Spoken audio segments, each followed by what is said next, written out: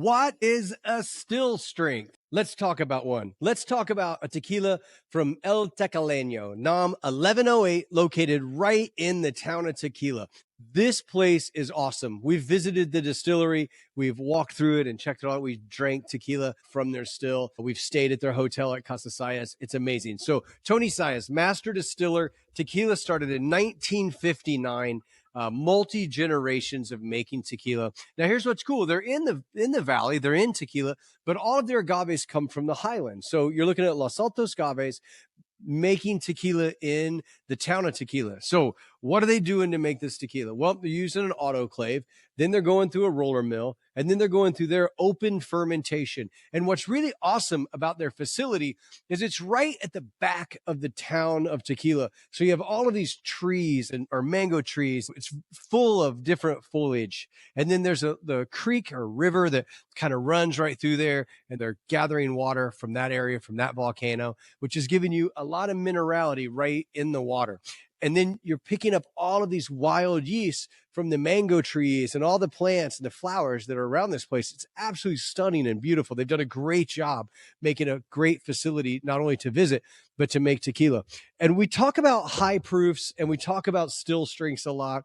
And what we need to understand is that difference. What really is the difference between a still strength tequila and a regular Blanco? And that difference is water. So when a tequila comes out of that still, it's already at a certain ABV or a certain proof, a percentage of alcohol. And what most brands do to make a Blanco is they add water to proof that down to that 80 proof. So you maybe get a little more minerality of the water flavor, but you get a little less agave, and that lets that tequila come in at a little bit lower level of alcohol to make it more palatable for people. Us crazy agave nerds, we love a still strength because what does this mean? No extra water added. This hasn't been filtered. It's right out of copper pots. It's a natural volcanic spring water that they use. And it is mellowed or rested a little bit in some oak for less than 60 days to make sure it remains a Blanco. And this still strength has all of the flavors that you're looking for. Tony Sayas, when he makes a tequila, I'm telling you, this dude doesn't mess around. I've never had a tequila from El Tequileño that I don't think is absolutely amazing. So let's bust into this still strength real quick and talk about it. On the nose, the first nose, you get a big hit of alcohol, right? And that always happens when you're talking about a still strength because it's such a high proof.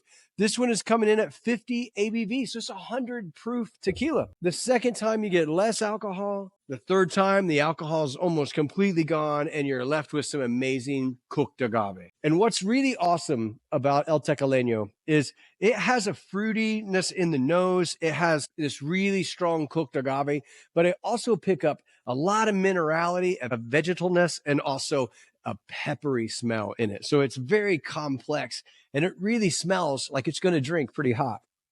Wow. Now, did it drink hot? Not really. It's a little bit warmer than your basic 80, but I could sip on this all day long. It rounds out your whole mouth, makes your mouth just fill up with saliva. You get the cooked agave. You get the sweetness of the agave. I pick up, the peppery finish in this. It's very vegetal, almost get like jalapeno type, fresh jalapeno flavor in the finish.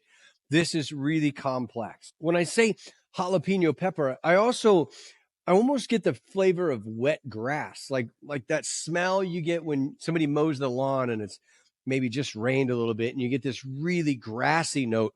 That vegetal, grassy jalapeno going into the flavor after that cooked agave kind of calms down is pretty awesome. The finish just lingers.